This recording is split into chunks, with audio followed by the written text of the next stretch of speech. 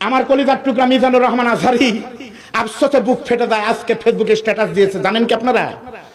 মিজানুর রহমান আজহারী আজকে আফসোস করে স্ট্যাটাস দিয়েছে, প্রত্যেক বিভাগে আজহারী একটা করে মাহফিল করেছে গত বছর।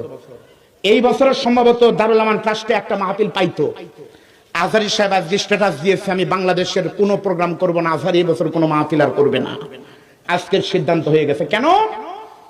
দি ফেস ইন্ডেক্স অফ মাইন্ড।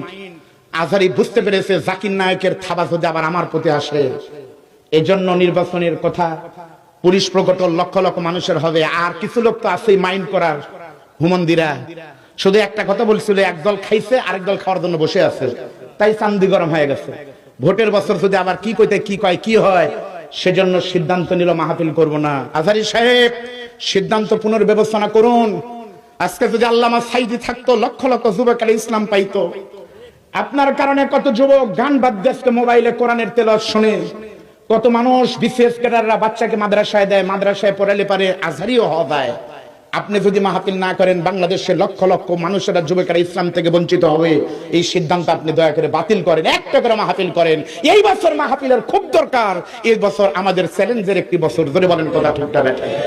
এই মিজানুর রহমান আজহারীকে বাংলাদেশে থাকতে দেয়নি জালেমের বাচ্চারা, এদের ফিরিস্তে অনেক লম্বা। আমি নিজে দেখেছি IIUM international Islamic university of Malaysia, পৃথিবীর 100টা দেশের ছেলেরা পড়াশোনা করে। সেখানে গিয়ে দেখেছি, সেখানে চান্স পাওয়া তো দূরের কথা, বিরাট কঠিন ব্যাপার। সেই মসজিদে সারা পৃথিবীর বড় বড় জ্ঞানীরা সেখানে পড়ায়।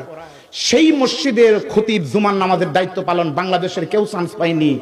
মিজানুর রহমান আজহারী সেখানে জুমার নামাজ পড়ায়। জোরে বলেন আল্লাহু আকবার। যে আজহারীকে দেখার জন্য আমি নিজে 5,000 টাকা, বাংলাদেশের টাকা মালয়েশিয়ার রিঙ্গিত 5,000 টাকা খরচ করে, মালয়েশিয়ার অর্থনৈতিক রাজধানীর নাম হলো কোথায়, পুত্রজায়া।